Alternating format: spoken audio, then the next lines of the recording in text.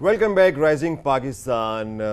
हम जो हैं हमारी ज़िंदगी में बहुत से तो मसाइल होते हैं हम ओवरकम कर लेते हैं, मगर कुछ ऐसे मसाइल होते हैं जब हम सुबह उठते हैं शीशे में अपना चेहरा देखते हैं तो वहीं से उनका आगाज़ शुरू हो जाता है। ख़ासकर जब ये वेदर आता है तो हमें जिन प्रॉब्लम्स का सामना करना पड़ता है उसमें आपका एक जो स्किन के इश्यूज़ होते हैं, आपके हेयर के इश्यूज़ होते हैं, और ये दो बहुत इंपॉर्टेंट इश्यूज़ होते हैं आपकी लाइफ में।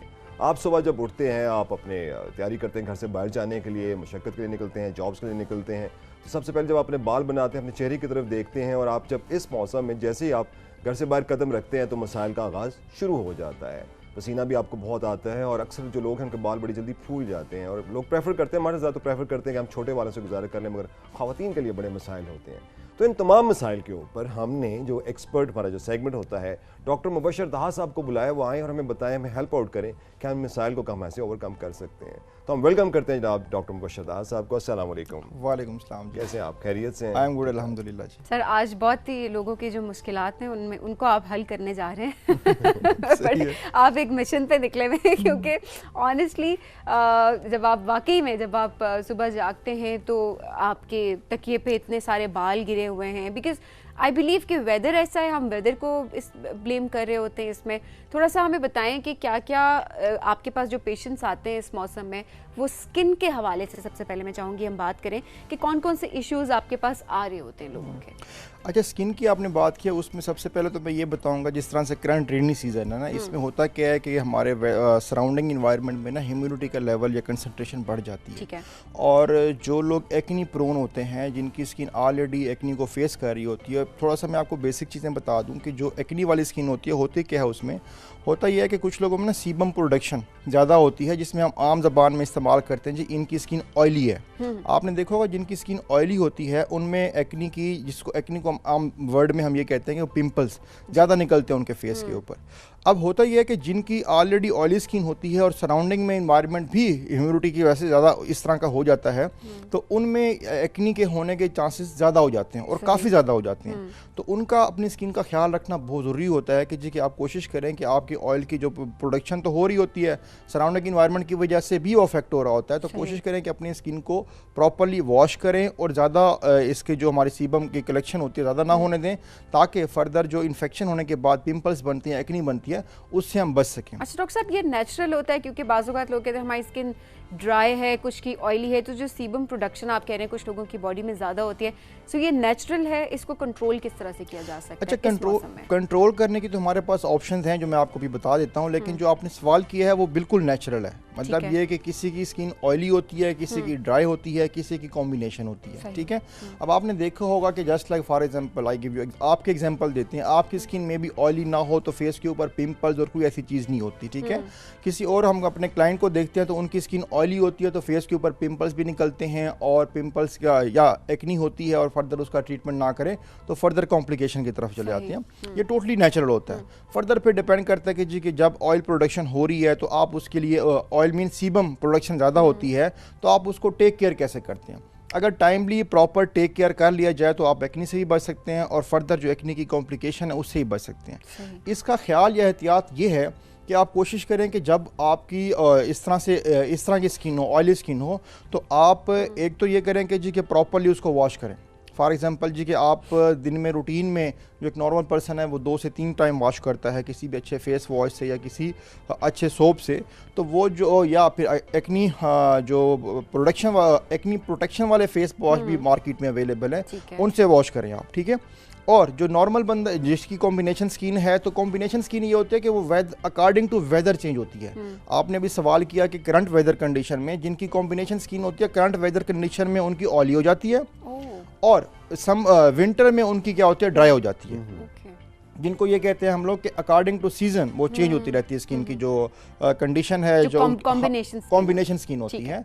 तो इसमें हम ये करते हैं कि उनको एक तो बताते हैं कि आप ये एहतियात करें, दूसरा ये है कि सन ब्लॉक के बारे में बहुत इंसिस्ट करता होता हूँ कि सन ब्लॉक लाजमी इस्तेमाल करें। एक जो हमारी पब्लिक को बताना बहुत ज़रूरी है वो ये है कि जो सन ब्लॉक है वो ऑयली स्किन के लिए और है, और जो नॉर्मल स्किन है या ड्राई स्किन है या कॉम्बिनेशन स्किन है उनके लिए और है। होता यूँ है कि जिस तरह मैंने बताया कि ऑयली स्किन क्या होती है, जिसमें सीबम प्रोडक्शन ज़्यादा होती है, तो जिसमें सीबम प्रोडक्शन ज़्यादा होता है उसमें सीबम कंट्रोल सन ब्लॉक हम देते हैं। सही। Sebum control sun block markets में अवेलेबल हैं और वो सन ब्लॉक यूज़ करते हैं, और जिनकी स्किन कॉम्बिनेशन है या ड्राई है उनके लिए और सन ब्लॉक अवेलेबल है। मैं किसी की बात नहीं करता कि फ़लाँ अच्छा है या ये अच्छा है, लेकिन सिंपल आप जब भी जिनकी ऑयली स्किन हो आपने सन ब्लॉक लेना हो तो आप सीबम कंट्रोल सन ब्लॉक लें। और ये कि जिसने रूटीन में जिस तरह मैंने बताया कि जी कि आप स्किन का ख्याल करें, प्रॉपर्ली वॉश करें, एक्नी के जो वो है हमारे जो एक्नी प्रोटेक्शन वाले फेस वॉश हैं वो यूज़ करें, अलॉन्ग विद दैट आप लोग सन ब्लॉक भी रेगुलर यूज़ करें, वेदर इट्स विंटर, समर या करंट वेदर कंडीशन। तो सन ब्लॉक हर कोई अफोर्ड तो नहीं कर सकता। We have got a huge population in Pakistan, तो उसमें क्या है कि हमारे पास क्या नेचुरल या ऑर्गेनिक मींस हैं जिनको हम इस्तेमाल करें और हम इस चीज़ को ओवरकम कर सकते हैं? देखें, जो हम बात करते हैं सन ब्लॉक क्या करता है कि आपको सन रेज से, जिसमें अल्ट्रा वायलेट रेज होती हैं, उनसे प्रोटेक्शन देता है।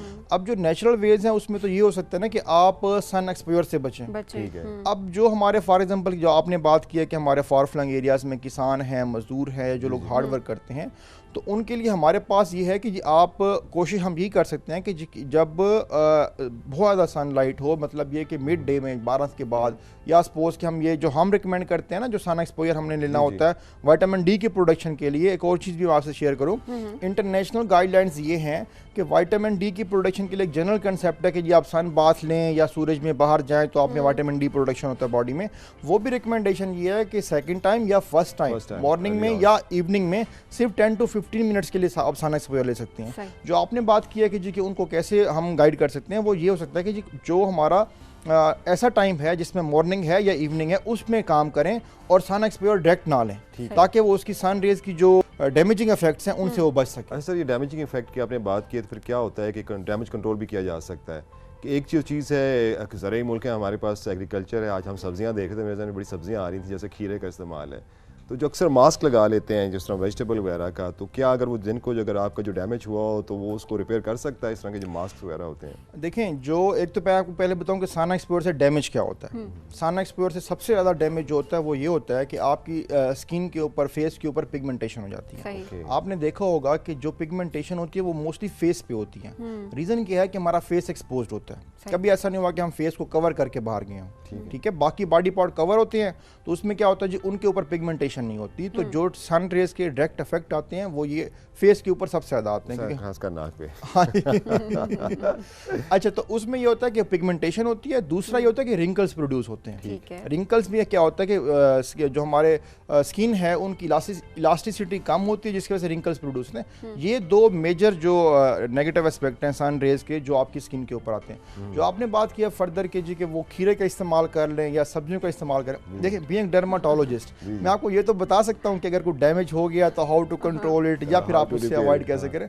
तो सब्जियों के बारे में तो मेरा ख्याल है जो मैडम अभी मुझे लगता है कि ये जो मास्क, बेसिकली ये मास्क की बात करें, मास्क की बात करें, जो आप चेहरे पे मास्क लगा रहे हैं, एग्जैक्टली वो लगा रहे होते, तो मुझे लगता है, मुझे तो पर्सनली लगता है दिल की तसल्ली के लिए बस आप वो लगा रहे होते हैं, इसका कोई खास उस टाइम पे इम्पैक्ट मुझे नज़र नहीं आ रहा। तो डॉक्टर साहब, हम आजकल के हवाले से, समर के हवाले से भी स्किन के रूटीन की बात करें, वहाँ पर हम मॉइस्चराइजर्स का इस्तेमाल हमें किस हद तक समर्स में रखना चाहिए? क्योंकि अक्सर हम देखते हैं कि विंटर्स में लोग कर रहे होते हैं कि स्किन ड्राई हो रही है तो डिफरेंट मॉइस्चराइजर्स हम यूज़ कर रहे होते हैं हाथ पे, फेस पे, लेकिन समर्स में लोग बहुत कम यूज़ कर रहे होते हैं। उनका ये कहना होता है कि ऑलरेडी पसीना काफ़ी आया हुआ होता है, जिनकी स्किन ऑयली है, और आपने बताया कि जो कॉम्बिनेशन स्किन वाले होते हैं उनके फेस भी ऑयली होना स्टार्ट हो जाता है, तो उसमें वो बहुत ज़्यादा उनको हेजिटेशन होती है कि क्या वो मॉइस्चराइज़र यूज़ करें या ना करें। इस बारे में आप क्या? अच्छा, देखें, जो मॉइस्चराइज़र पहली बात तो है कि यूज़ करें, ठीक है, और सन ब्लॉक भी यूज़ करें अकॉर्डिंग टू वेदर। हमारे सन ब्लॉक की और मॉइस्चराइज़र यूज़ करने की ना जो रेशो है, या फिर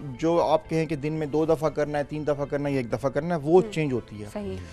सन ब्लॉक आपने विंटर में भी यूज़ करना है, रेनी सीजन में भी यूज़ करना है, और समर में भी यूज़ करना है। होता क्या है कि विंटर में आप यूज़ करेंगे तो सन ब्लॉक को आप सुबह के टाइम लगाएं तो मे बी आप उसको शाम तक ज़रूरत ही ना पड़े दूसरी कोटिंग की, ठीक है। समर में क्या होता है, समर में ये होता है कि जी आप सन ब्लॉक जब यूज़ करेंगे और आप बाहर जाते हैं तो हर 2 से 3 घंटे बाद आप दोबारा सन ब्लॉक लगाएं, क्योंकि सन ब्लॉक की भी एक कैपेसिटी होती है कि जिसमें वो सन रेज, जो अल्ट्रा वायलेट रेज हैं या जो डैमेजिंग रेज हैं, उनको ब्लॉक कर सकता है वो।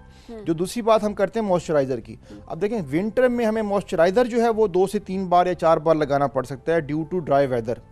इसी तरह से समर में हम may be one time use करें तो हमारे लिए सफिशिएंट हो, हमें ज़रूरत ही ना पड़े कि हम शाम तक यूज़ करें। यूज़ करना चाहिए, ठीक है, लेकिन ये है कि उसकी जो रेशो है उसको अकॉर्डिंग टू वेदर चेंज कर सकते हैं। सही, ठीक है। हाँ जी। सो जिनकी ऑयली स्किन है वो भी मॉइस्चराइजर का यूज़ लाजमी करें, क्योंकि अमूमन में देख रहे होते हैं कि जब स्किन ऑयली हो रही होती है तो लोग अवॉइड कर रहे होते हैं कि शायद एक्नी हो जाएगी, आप मज़ीद स्किन को जो है वो कर रहे हैं कि आप उसके ऊपर लिक्विड और लगा रहे हैं।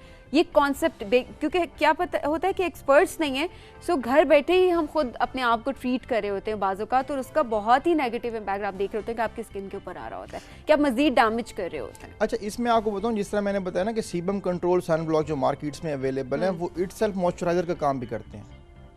जब आप सीबम कंट्रोल सन ब्लॉक लगाएंगे तो उसमें होता ये है कि आपको फर्दर मॉइस्चराइजर यूज़ करने की ज़रूरत नहीं पड़ेगी। सही, हाँ जी, तो उसमें आपको फर्दर जो आप बात करें उनका एक कंसर्न तो आपने बड़ा अच्छा जवाब दिया है, जबकि मेरी जगह पे आपने खुद ही जवाब दे दिया है क्योंकि आजकल मैंने ये देखा है कि हमारे जो स्पेशली पढ़ी लिखी लड़कियां हैं वो बहुत ज़्यादा अवेयर है। इवन कि मैं तो प्रैक्टिस भी एस्थेटिक्स की करता हूँ, तो एस्थेटिक्स में लोग आ रहे होते हैं, वो इतना ज़्यादा हमसे पूछते हैं, इतना ज़्यादा पूछते हैं कि हम खुद सरप्राइज हो रहे होते हैं कि इनको इतनी सवाल कहाँ से आ रहे हैं, सवाल कहाँ से आ रहे हैं ये लोग कि डॉक्टर साहब ये आप प्रोडक्ट यूज़ कर रहे हैं, आप ये प्रोसीजर कर रहे हैं, इसको कैसे करेंगे, अगर मैं ये करा लूँ।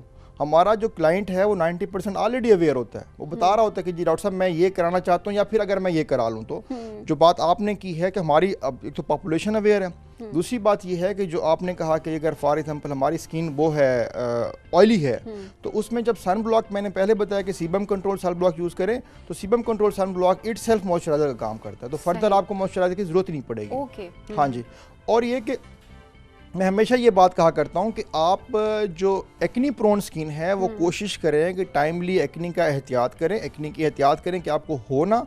दूसरा ये कि अगर हो जाए तो आप प्रॉपर ट्रीटमेंट ले लें ताकि आप एक्नी की जो कॉम्प्लिकेशन है उससे बच सकें। एक्नी की कॉम्प्लिकेशन स्कार्स बन जाते हैं, आपने देखा होगा बहुत सारे लोगों पे चेहरे के ऊपर खड्डे खड्डे से बन जाते हैं, उसको फिर ट्रीट करना फर्दर मुश्किल भी होता है और एक्सपेंसिव भी होता है। तो इसलिए आप पब्लिक को आप भी मैसेज दें, मेरी तरफ से भी सबको ये मैसेज है कि आप कोशिश करें, अगर एक्नी हो, पिंपल्स हो, ट्रीटेबल डिजीज़ है, कोई इतना बड़ा मसला नहीं होता, टाइमली इसको ट्रीट करें। एक इसका ड्रॉबैक ये है कि इसका ट्रीटमेंट थोड़ा लंबा चलता है और इसके दोबारा होने के चांसेस भी होते हैं। ठीक है, जी कहा आप थोड़ी देर पहले कि जी कि आपकी स्किन नेचुरल ऑयली है या वेदर होती है। जिनकी स्किन नेचुरल ऑयली है तो उन्होंने उसी स्किन के साथ ही सर्वाइव करना है और उसी स्किन का ही ख्याल करना है ताकि वो फर्दर उसकी कॉम्प्लिकेशन से बच सके। Thank you very much doctor साहब, बड़ी ज़बरदस्त आपसे गुफ्तगू रही।